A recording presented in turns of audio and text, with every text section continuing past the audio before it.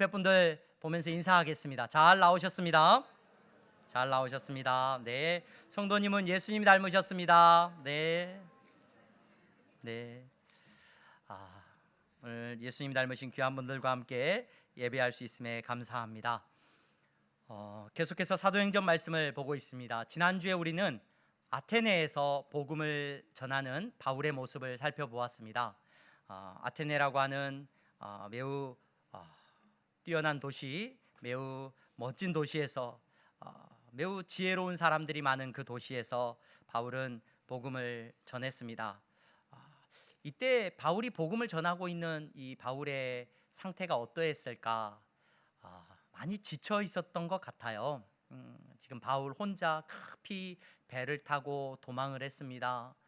도망을 해서 아테네에 머물러 있는데 그곳 사람들과 치열하게 논쟁하고 예수님에 대해서 말했지만 예수님을 믿는 사람들도 생겨났지만 많은 사람들이 믿지 못했고 오히려 조롱하는 사람들이 있었고 박해하는 사람들이 있었습니다. 그러한 사람들을 바라보면서 바울이 이제 또 전도지를 옮기게 됩니다. 이 바울이 전도지를 옮겨가는 이 모습 속에서 바울의 지침과 연약한 모습이 많이 느껴집니다. 그곳에 머물러 있으면서 사람들을 위로하고 품어주고 복음을 전하기에 바울의 심령이 매우 지쳐 있었던 것 같아요. 그리고 저기 마게도냐 지역에 머물러 있었던 데살로니가와 베레아 지역에 있었던 남겨져 있었던 일행들, 실라와 디모데, 이런 일행들은 여전히 아직 바울과 합류하지 못해서 바울 혼자서 지금 아테네에 있었습니다. 그리고 그 아테네에서의 사역을 뒤로하고 바울은 오늘 우리가 읽은 본문에서 고린도라고 하는 지역으로 이주를 하게 됩니다. 네, 지도를 하나 띄워주시면 좋겠습니다. 네, 고린도라고 하는 지역, 지난주에 우리가 살펴보았던 지도죠. 아테네가 있고 그 아테네 옆에 어디가 있어요? 고린도라고 하는 도시가 있습니다. 지도에서 우리가 볼 수 있듯이 데살로니가, 빌립보, 베레아 저 위쪽 지역은 마게도냐 지역이라고 성경에서 부르는 지역이고요. 이 아테네, 고린도 이 아래쪽 지역을 아가야 지방이라고 부릅니다. 이 아가야 지방에 지금 사역을 하고 있는 바울의 모습을 우리가 보게 되는데 아테네에서 사역을 하다가 어디로 이동을 했다고요? 고린도라고 하는 지역으로 이동을 했습니다. 이 고린도라고 하는 지역은 아테네로부터 약 한 3일 거리, 한 60km 정도 이렇게 떨어져 있는 지역이라고 하는데 교회 다니시면서 신앙생활 하시는 분들은 이 고린도에 대해서 한 번쯤 들어보셨을 거예요. 그래서 고린도는 어떤 도시냐? 우리의 생각 속에 고린도는 굉장히 타락하고 굉장히 성적으로 문란하고 굉장히 성경에서 말하는 문제가 많은 도시, 그런 도시가 이 고린도라고 우리에게 알려져 있습니다. 그런데 여러분, 우리가 이미 선입견을 가지고 그 도시를 바라봐서 그러는데요. 여러분 지도를 다시 한번 띄워주시겠어요? 네. 이 도시는요, 이 고린도라고 하는 이 도시는 그 당시에 매우 화려한 도시입니다. 누구나 가보고 싶어하는 도시예요. 누구나 가보고 싶어하는 도시. 부유한 도시고, 이 도시가 왜 그렇게 부유하고 중요하고 화려한 도시가 될 수 있었느냐? 여러분 위치를 보세요. 그 고린도가 있는 그 반도 이렇게 연결되어져 있잖아요. 육지로 연결되어져 있는데 그 연결되어져 있는 그 지점에 고린도가 있는 거예요. 그 해협배에. 근데 여러분 이렇게 나와 있는 그 반도 모양의 그 반도가 여러분 역사 시간에 한 번쯤은 들어보셨을 만한 반도예요. 펠로폰네소스 반도라는 반도가 이 고린도가 있는 그 진입하게 하는 그 반도예요. 그 반도와 그 그리스 본 대륙 그 사이에 딱 위치한 지역이 이 고린도라고 하는 지역인데, 여러분 이 고린도가 오늘날에 여러분들이 보시면요, 저도 가보지는 못했고 구글어스로 제가 이렇게 지도로 봤어요. 그 자리를, 고린도 지역을 봤는데 오늘날에는 운하가 있습니다. 고린도 운하가 있어가지고 여러분 생각해 보세요. 이 아가야 지역 그 위쪽 아테네 쪽에서 배를 타고 만약에 반대편으로 가거나 다른 쪽으로 건너갈 때 이 고린도 지역의 운하를 이용하지 않으면 어떻게 가야 돼요? 뺑 돌아서 가야 되잖아요. 그 당시에도 사람들이 뭐 물건을 이렇게 나르거나 할 때 이 고린도 지역을 이용을 많이 했어요. 어떻게 이용했냐? 이때는 운하가 없으니까 어떤 자료들을 보면 심지어 배를 막 밀고 가요.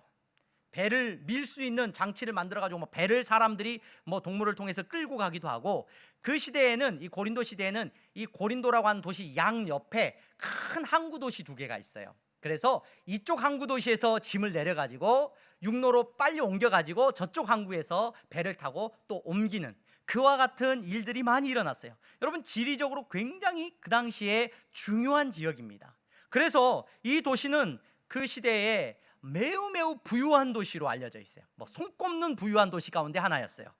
아테네가 그리스 로마 시대의 정신적인 어떤 문화적인 출발을 알리는 도시였다고 한다면, 이 고린도라고 하는 도시는 그 시대 정신이 아름답고 화려하게 꽃피운 곳입니다. 너무나도 멋지고 아름다운 도시였어요. 여러분, 우리가 이 고린도라고 하는 지역을 우리는 잘 모르겠는데요 라고 할 수도 있는데요, 은연중에 이 고린도라고 하는 지역에 대해서 알려져 있기도 해요. 오이디푸스 컴플렉스 여러분 들어보셨죠? 근데 그 오이디푸스가 왕자거든요. 근데 오이디푸스 왕자가 원래 테베에서 태어난 테베 왕자인데, 이 왕자가 어디의 왕자로 나중에 자라냐면 고린도의 왕자로 자라요. 고린도 지역의 왕자로 이 아들이 그 오이디푸스가 자라게 돼요. 그런 배경이 있어요. 그리고 또 여러분 학교 다니면서 이 세계사 시간에 코린토스 양식 해가지고, 고린도 양식, 그래가지고 고린토스 양식이 이오니아식, 도리아식 이런 게 있는데, 가장 화려한 양식이 뭐냐면 이 고린도 양식이에요. 기둥을 세울 때 막 양 끝에 기둥에 막 이렇게 화려하게 이렇게 장식하는 그 양식이 코린토스 양식이에요. 나머지 이오니아식이라는 도리아식은 좀 더 뭉툭하고 이렇게 남성미가 있는데, 고린토스 양식은 굉장히 화려하고 아름다운 양식으로 장식되어진 양식을 이 코린토스 양식이라고 했어요. 여러분, 이 시대는 상업과 부의 도시였고, 이 도시가 옷 잘 입는 도시였고, 세련되고 문화적으로 큰 풍요로움을 누리는 도시가 이 고린도라고 하는 도시예요. 이 도시가 왜 그리스도인들에게는 타락한 도시라고 알려졌냐면, 이 도시가 섬기는 신들이 대부분 젊고 멋있는 신들이에요. 아폴론 신을 섬겼고요, 또 아프로디테라는 신을 섬겼어요. 아프로디테는 여러분 비너스, 미의 여신이잖아요. 근데 이 여신을 섬기는 그 신전에서는 날마다 그런 신을 섬기는 여사제들이 있어가지고, 그 여사제들과의 어떤 성적인 어떤 문란함, 그런 것들을 통해서 신에게 다가간다, 이렇게 이제 알려져 있어서 그 도시가 성적으로 굉장히 문란하게 알려져 있었지만, 그럼에도 불구하고 그 시대 사람들은 누구나 다 고린도에 가보고 싶어 했어요. 그 고린도라고 하는 도시가 가지고 있는 화려함에 대해서 많은 사람들이 이야기했어요. 제가 이 고린도에 대한 자료를 찾다 보니까 고린티아조마이라는 표현 단어가 있어요. 그러니까 그 단어가 무슨 뜻이냐면, 고린도 사람처럼 행동하다라는 단어가 그 당시에 일반적으로 쓰는 단어였다는 거예요. 그 단어가 굉장히 부유하고 문란하고 굉장히 어떻게 보면은 우리적으로 보자면 그런 의미로 쓰일 수 있는데, 좋은 의미가 아닐 수도 있는데, 그 시대 사람들에게는 그냥 그렇게 고유명사처럼 쓰여진 표현이 있었다라고 합니다. 그래서 제가 이 고린도를 묵상하면서 고린도에 대해서 생각을 해보면서 문득 제가 노래는 가사는 찾아보지는 않았습니다. 근데 그 노래 제목이 하나 생각이 났어요. 우리나라에도 있는 것 같아요. 비슷한 게 강남스타일이라고. 여러분, 강남스타일, 그렇죠? 여러분, 강남스타일, 제가 노래 가사는 안 찾아봤습니다. 네. 근데 그 강남스타일이라고 부르는 스타일, 사람들이 막 환호하고. 여러분, 다 어디서 살고 싶어요? 우리나라 사람들 어디 살고 싶어요? 강남 살고 싶어 하잖아요. 강남의 화려한 도시 다 살고 싶어 하잖아요. 네. 믿음의 눈으로 바라보면 그 도시가 그렇게 건강한 도시는 아니거든요. 근데 사람들은 다 오늘날 누구나 다 그곳에서 살고 싶어 하는, 마치 고린도가 그런 느낌이에요. 고린도를 생각할 때 이곳에 바울이 도착했습니다. 네, 이곳에 이제 닫아주셔도 됩니다. 네. 이곳에 바울이 도착을 했는데, 바울이 심적으로 어떤 상태라고요? 매우 지쳐 있어요. 매우 지쳐 있어요. 가는 곳마다 피해 다녀야 하고, 돌에 맞아 죽을 뻔하고, 반대하고, 그를 대적하고. 여러분, 한 사람만 나를 막 싫어하고 반대해도요, 학교에 학생들이 친구 중에 한 명만 나를 반대하는 친구가 있고 막 미워하는 친구가 있어도 학교 가기 쉬워요, 어려워요? 막 학교 가기 싫어해요. 막. 여러분, 직장에 한 사람만 나를 불편하게 하는 상사가 있어도 어때요? 정말 힘들어요. 정말 힘들어요. 여러분, 이 바울은 가는 곳마다 반대하는 사람들이 있어요. 우리가 본문에 보면은 그가 지금 고린도라고 하는 지역에 있었는데, 나중에 보면은 그를 대적했다. 이 안티라는 말이 이 헬라어에 있거든요. 이 안티라는 말이 사용되고 있어요. 바울을 안티했어요. 안티. 그리고 조롱하고 비난한단 말이에요. 그러한 상황일 뿐만 아니라 지금 일행들하고 떨어져 가지고 바울은 혼자 있는데 수중에 돈이 없었던 것 같아요. 바울이 혼자 급히 떨어지면서 바울은 수중에 돈이 하나도 없어요. 그래서 오늘 우리가 읽은 이 본문에 보면은 다른 동료들이 오기를 기다리고 있는데 지금 이제 이 고린도에 도착해서는 이제 쓸 돈도 없어요. 돈도 없어. 그래서 어떻게 숙박을 해결해야 되는데 밥을 먹을 수도 없고 잠을 잘 수도 없는 상황 가운데 이 바울이 처해 있었던 것 같습니다. 나중에 바울이 쓰는 고린도전서 후서의 말씀, 성경, 그 고린도 교회 성도들에게 편지 쓰는 그 고린도전후서, 여러분 제가 지금 사도행전을 설교하고 있는데 여러분 혹시 시간이 되시고 마음이 있으신 분들은 제가 고린도를 설교하면 고린도전후서를 꼭 한번 읽어보시고, 제가 빌립보서를 설교하면 빌립보 지역에 선교했던 설교를 들으시면은 빌립보 지역을 한번 빌립보서를 읽어보시면 여러분 크게 유익이 될 거예요. 그 상황들이나 배경들이 여러분 왜 바울이 이런 말을 하고 있는지 이해가 될 거예요. 근데 그 고린도 전후서를 살펴보면은 바울이 거기서 얼마나 힘들었는지가 기록되어 있어요. 바울이 지쳐 있고 힘들어 있었어요. 그 바울을 하나님이 어떻게 위로해 주시느냐? 그곳에서 한 사람을 만나게 하셔요. 한 부부를 만나게 하셔요. 그 부부가 누구냐면 여러분 우리가 읽은 본문 2절부터 4절까지 함께 같이 읽어보겠습니다. 우리 2절부터 4절까지 읽습니다. 시작. 클라우디오가 모든 유대인을 명하여 로마에서 떠나라 한 고로 그가 그 아내 브리스길라와 함께 이달리아로부터 새로 온지라.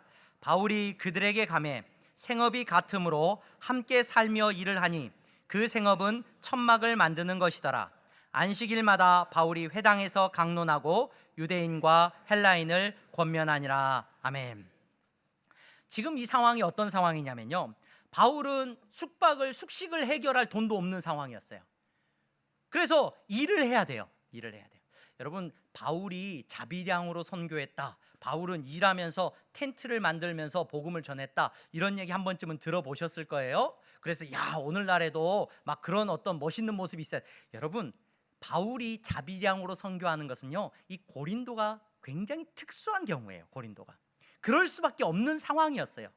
그의 일행들과 떨어져 버리고 수중에 돈이 다 떨어진 상황이에요. 일하지 않으면 먹고 살 수가 없는 상황인 거예요. 그래서 어쩔 수 없이 바울이 일할 곳을 찾는데 누구를 만나냐면 오늘 본문에 보니까 브리스길라와 아굴라라고 하는 사람을, 남자를 만나게 되는데, 그 아굴라라고 하는 사람은 어디 출신이냐면 유대인이긴 한데 폰토스라고 하는 지역의 사람이에요.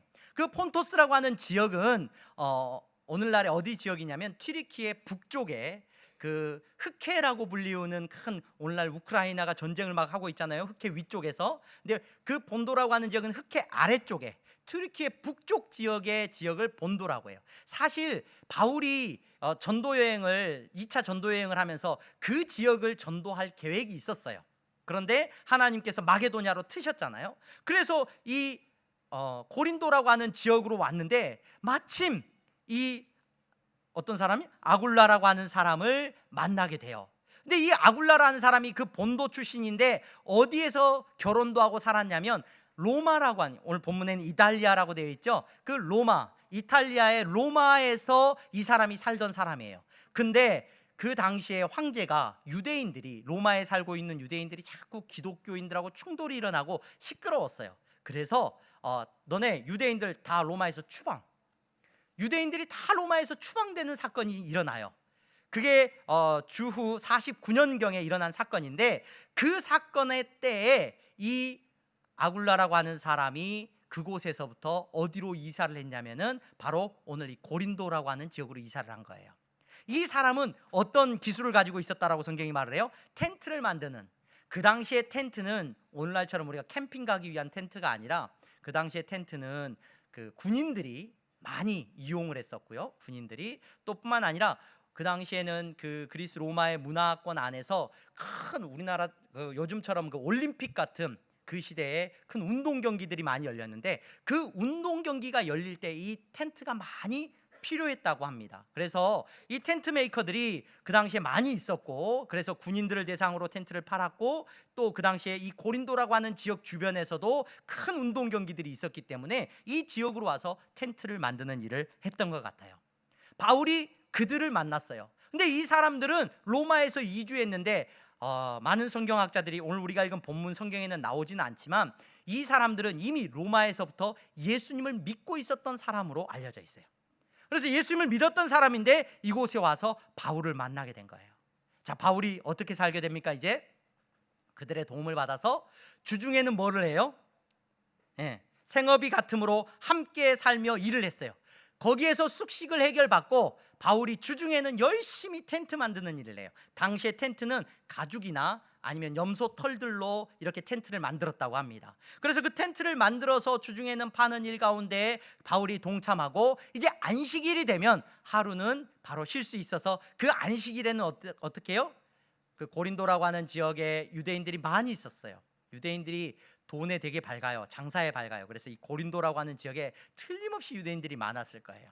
유대인들이 있는 곳에 회당이 있었죠. 그 회당을 찾아가서 복음을 전했습니다. 그런데 마음껏 전할 수가 없어요. 왜요? 주중에는 뭐 해야 돼요? 일해야 돼요. 그리고 이렇게 안식일에는 가서 복음을 전하는 일을 감당하고 있었어요. 많이 지쳐 있었지만 바울이 그나마 버틸 수 있었던 건 아굴라와 브리스길라라고 하는 이 좋은 사람들을 만났기 때문이라고 바울이 나중에 고백을 합니다. 그러면서 어떤 이야기를 해요? 바울이 로마서에 보면은 그 브리스가와 아굴라가 그 사람들에게 문안해 주세요, 인사해 주세요 라고 말을 하면서 그 사람들은 내 목숨을 위하여 자기들의 목까지도 내어 놓았습니다 라고 이야기를 해요. 그만큼 그들을 통하여서 바울이 큰 위로를 얻고 힘을 얻습니다. 그렇게 어렵게 복음을 전하고 있는데 마침 5절 말씀 우리 한번 보겠습니다. 우리 5절 다 같이 읽어볼까요? 시작. 바울이 하나님의 말씀에 붙잡혀 유대인들에게 예수는 그리스도라 밝히 증언하니. 아멘. 그렇게 어렵게 사역을 감당하고 있는데 마침 이제 이 고린도 지역으로 누가 와요? 바울의 일행 실라와 디모데가 오게 됩니다. 도착을 했습니다. 이 실라와 디모데가 도착을 했는데 실라와 디모데가 그냥 몸만 온 것이 아니라 뭘 갖고 와요? 성경을 보면은 이 실라와 이 디모데가 헌금을 가지고 와요. 헌금을. 고린도후서 11장 9절 제가 말씀을 읽어드릴게요. 고린도후서 11장 9절에 보면 이렇게 기록을 해놨어요. 또 내가 고린도후서 전서가 아니라 고린도후서 11장 9절입니다. 또 내가 너희와 함께 있을 때 비용이 부족하였으되 아무에게도 누를 끼치지 아니하였음은 마게도냐에서 온 형제들이 나의 부족한 것을 보충하였음이라. 내가 모든 일에 너희에게 폐를 끼치지 않기 위하여 스스로 조심하였고 또 조심하리라. 바울이 고린도 교회 성도들에게는 도움을 안 받아요. 왜 그랬을까? 나중에 이 고린도 교회 성도들에 대해서 우리가 한번 나눌 기회가 있으면 좋겠지만 그 사람들은 그렇게 화려한 도시에 살면서 돈에 민감한 사람이에요. 돈 이야기하면 시험 들어요. 바울은 그들에게 복음을 전하기 위해서 절대 돈 이야기 안 해요. 그리고 철저하게 이 고린도에 머물러 있는 동안에는 처음에 일을 했고 나중에는 어디서 도움을 받았다고요? 마게도냐에서 온 형제들이 그 부족함을 도왔다고 말을 해요. 그래서 빌립보서 말씀을 보면은 그 마게도냐 사람들이 누군지가 나와요. 빌립보서 4장 15절입니다. 빌립보 사람들아 너희도 알거니와 복음의 시초에 내가 마게도냐를 떠날 때 주고받는 내 일에 참여한 교회가 너희 외에 아무도 없었느니라. 고린도까지 와서 사역을 할 때 이 바울을 도와준 사람들이 유일하게 누구예요? 빌립보 교회 성도들이에요. 빌립보 교회 성도들.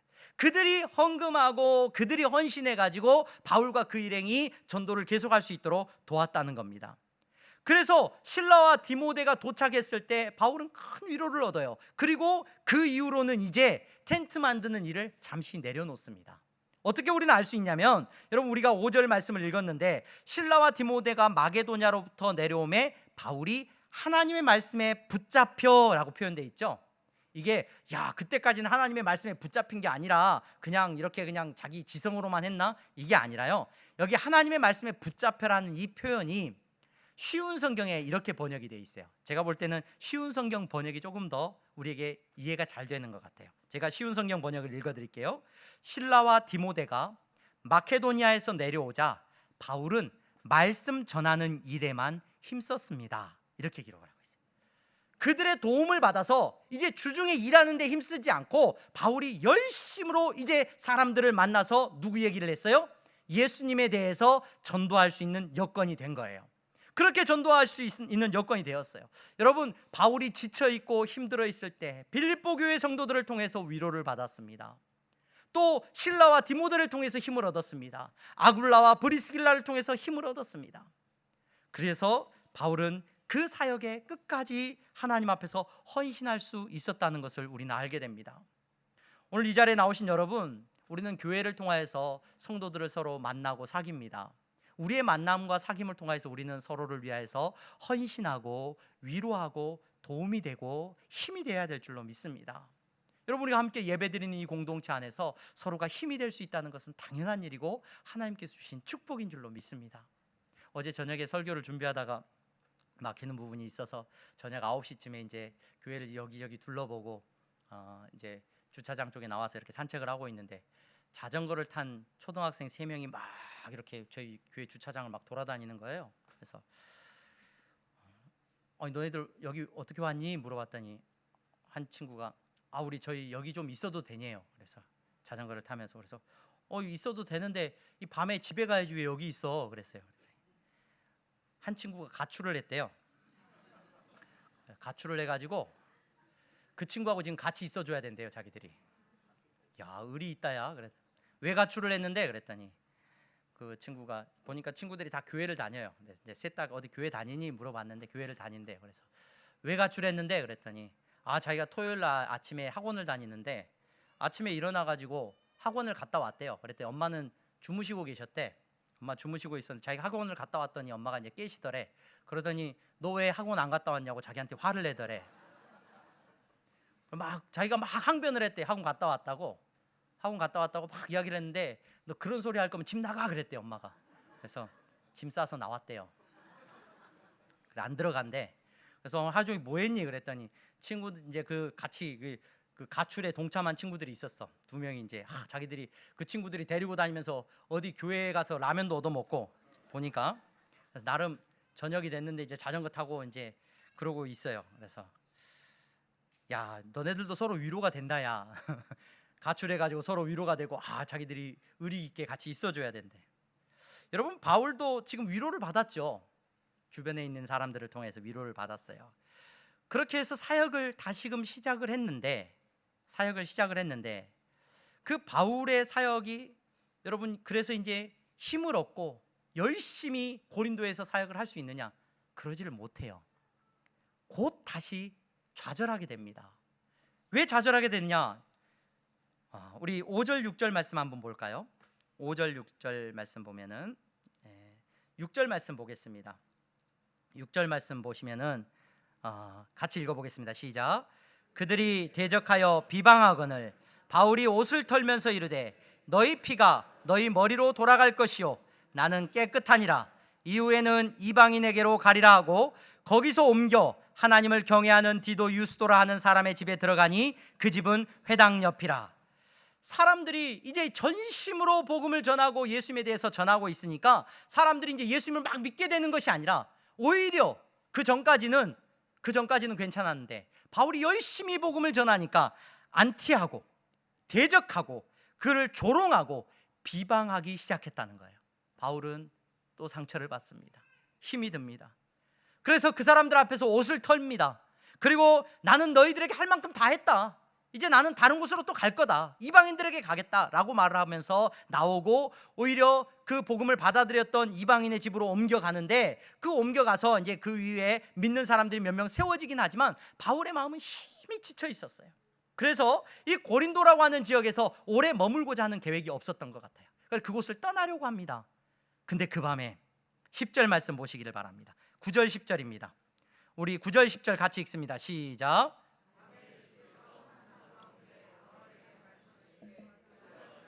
침묵하지 말고 말하라.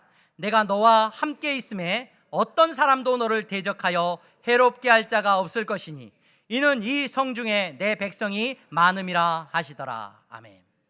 바울이 힘이 없고 지쳤을 때 사람들을 통해서 도움도 받고 선물도 받고 정말로 모든 경제적인 여유로움도 누리게 되었지만 바울이 다시 일어설 수 있는 건 아니었어요. 그것 때문에 일어선 건 아니에요. 여러분, 바울이 다시 일어설 수 있는 것은 하나님께서 바울에게 말씀하셨어요. 바울에게 무엇을 말씀하셨느냐? 너는 예수 안에 있는 사람이고 예수 안에서 너에게 사명이 있다는 것을 잊지 말아라. 너는 주저하지 말고 저 사람들에게 복음을 전하고 예수 믿는 사람, 예수 믿지 않는 저들에게 예수 그리스도를 증거해라. 이 고린도 안에 내가 구원해야 될 사람들이 많이 있는데 그 일 가운데 내가 너를 세웠으니까 너는 그 사명을 감당하라고 바울에게 명령하셔요. 여러분, 바울이 이 명령을 듣고 자기가 부름받은 사람이라는 것을 알고 자기에게 소명이 있다는 것을 알죠. 그게 부름받은 소명이에요. 그리고 그 소명자는 동시에 뭐가 있느냐? 사명이 있어요. 내가 너로 하여금 이 고린도에서 사명을 감당하게 할 거야. 그 사명을 확인시켜 주었을 때 바울이 그 고린도에 얼마를 머무는 줄 아세요, 여러분? 고린도에서 1년 6개월을 머물면서 전도를 합니다. 지금까지 바울은 다니면서 2개월, 짧게는 1개월 다니면서 길어봐야 3개월 정도 있으면서 전도회를 했는데 이 고린도라고 하는 힘든 도시에서는 무려 1년 6개월 동안 복음을 전할 수 있는 능력을 그가 얻게 돼요. 왜 그가 그런 힘을 얻게 됐느냐? 사람 때문이 아니에요. 물론 사람을 통해서 우리는 위로를 얻습니다. 하지만 여러분, 본질적인 답은 사람에게 있지 않아요. 내 사명을 아는 것에 있어요. 오늘 이 자리에 오신 여러분, 저와 여러분들은 하나님께서 부르신 사람들입니다. 그리고 그 사명을 우리에게 맡겨주신 사람들이에요. 바울이 나중에 고린도 교회 성도들에게 편지를 쓸 때요, 고린도 교회에 세워진 하나님의 교회 성도들에게 고린도전서 1장 2절에 그들을 부를 때 이렇게 불러요. 고린도전서 1장 2절입니다. 고린도에 있는 하나님의 교회, 곧 그리스도 예수 안에서 거룩하여지고 성도라 부르심을 받은 자들과, 그러니까 그리스도 예수 안에서 거룩해진 여러분, 이게 소명이에요. 여러분, 오늘 이 자리에 오신 여러분도 마찬가지예요. 예수님 안에서 거룩해지신 여러분, 이게 우리의 부름받음이에요. 그리고 저와 여러분들은 어떤 사람들이냐? 성도라 부르심을, 성도라고 누가 불러요? 세상의 사람들이 그들을 부를 때 성도라고 부른단 말이에요. 하기오스라고 부른단 말이에요. 거룩한 사람들이라고 부른단 말이에요. 세상이 여러분들을 뭐라고 부른다고요? 교회 다니는 사람이 아니라 성도라고 불러요. 거룩한 사람, 구별된 사람이라고 부른다는 거예요. 이게 우리의 사명입니다. 오늘 이 자리에 예배드리시는 여러분, 바울은 그리스도 예수 안에서 거룩해졌습니다. 오늘 이 자리에 앉으신 여러분도 마찬가지입니다. 그리스도 예수 안에서 거룩해지신 분들인 줄로 믿습니다. 그래서 예수 안에 있는 사람, 예수님과 관계가 있는 사람이에요. 예수님을 믿는 사람이에요. 예수님을 너무너무 사랑하는 사람들이에요. 이 자리에 앉아 계시는 여러분들은 예수님이 필요한 사람이에요.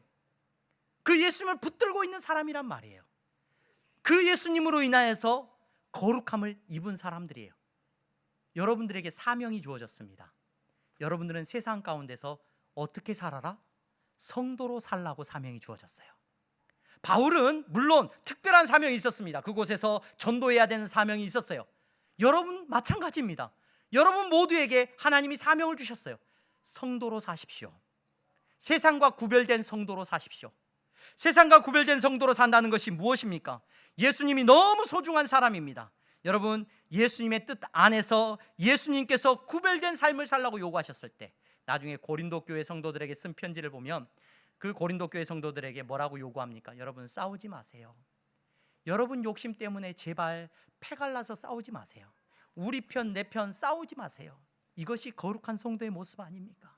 여러분, 음행을 피하십시오. 세상의 사람들은 그게 문화라고 말을 하고 세상의 것을 즐기는 문화 가운데 살고 있습니까? 하지만 세상과 다르게 사십시오. 그것이 여러분들이 사셔야 되는 사명입니다. 여러분, 내 마음대로 살 거야, 내 자유를 누리며 살 거야. 아니요, 사랑으로 사십시오. 헌신하고 희생하면서 사는 것이 여러분들의 사명입니다. 여러분, 복음의 증인이 되십시오. 섬기면서 사십시오. 바울이 요구하고 있습니다. 그 사명을 여러분 기억할 때 저와 여러분들의 삶 가운데 두려움이 떠나가는 줄로 믿으시기를 바랍니다. 사명을 잃어버리면 여러분, 우리 걱정해요, 염려해요. 주변의 사람이 위로해 주는 거요, 그거 얼마 못 가요. 뭐가 여러분들에게 참된 위로가 되겠습니까? 하나님의 음성을 듣고 그분이 여러분들에게 맡겨주신 사명, 아니 그분이 여러분들을 부르시는 그 소명을 들을 때 여러분들의 삶 가운데 평안함과 모든 안위가 넘쳐날 줄로 믿습니다. 제가 어제 저녁에 만났던 그 친구들에 대한 이야기를 하다 말았는데요. 그래서 제가 이제 집으로 돌려보내야 될 거 아니에요 이제. 그래서 야, 엄마한테 전화가 안 왔냐 그랬더니 한 번 전화가 왔는데 자기 전화도 안 받았대요. 그래서 야, 그래 엄마가 얼마나 걱정하겠냐, 집에 엄마한테 전화 한 통 해야 되지 않겠냐 그랬어요. 그랬더니 고민을 하더라고요.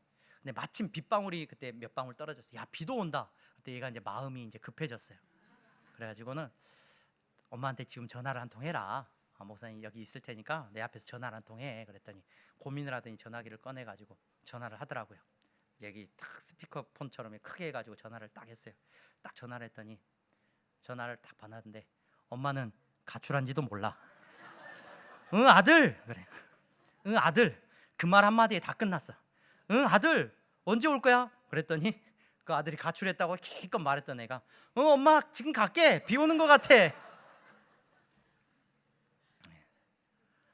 그 친구들이 위로가 되죠. 가출했다는데 야, 그래 내가 너하고 함께 해줄게. 친구들이 답이에요 여러분. 답이 어디에 있어요? 엄마한테 전화 한 통 해야 돼요. 엄마 말 듣고 응 아들 한마디에 근심과 걱정과 염려가 아무것도 아니에요. 그래서 제가 갈게요 하고 싱 집으로 갔어요. 여러분 우리 신앙생활하면서 힘들고 지칠 때 많습니다. 성도로서의 삶을 살아가는 저와 여러분, 하나님께서 우리에게 사명을 주시지 않았습니까? 그 사명 여러분 놓치지 마세요. 그 사명을 기억하면 내가 왜 사는지를 정확하게 알면, 내가 어떤 사람인지를 알면 하나님께서 여러분들을 아들, 딸 불러주시는 그 음성을 들으면 여러분 세상이 위로해 주는 것에 우리가 만족함을 얻을 수 없지만 하나님께서 힘이 되어 주실 줄로 믿으시기를 바랍니다. 우리는 예수 그리스도의 거룩한 자녀들입니다. 하나님께서 여러분들을 이 고린도 같은 세상 가운데서 부르셨습니다. 성도로서 살아가는 사명 잊지 마세요. 이 사명 잃어버리면 여러분 세상이 무서워져요. 사랑한다는 말하고 두려워한다는 말은 굉장히 닮아 있습니다. 여러분 사랑하면 두려워지고 걱정이 많아지고 염려가 많아져요. 세상을 사랑하면 세상이 두렵고요, 세상이 무서워져요. 여러분 세상을 사랑하지 마십시오. 하나님을 사랑하는 여러분 되시기를 주님의 이름으로 축원합니다. 기도하겠습니다. 거룩하신 하나님 감사합니다. 사랑하는 우리 귀한 성도들 오늘 또 예배의 자리에 나왔습니다. 하나님께서 들려주신 음성을 듣게 하시고 하나님 말씀을 듣고 저들이 위로를 얻게 하시고 답을 얻게 하여 주시옵소서. 성도로 살아가는 저들의 삶을 축복하여 주시옵소서. 예수 그리스도의 이름으로 기도하옵나이다. 아멘.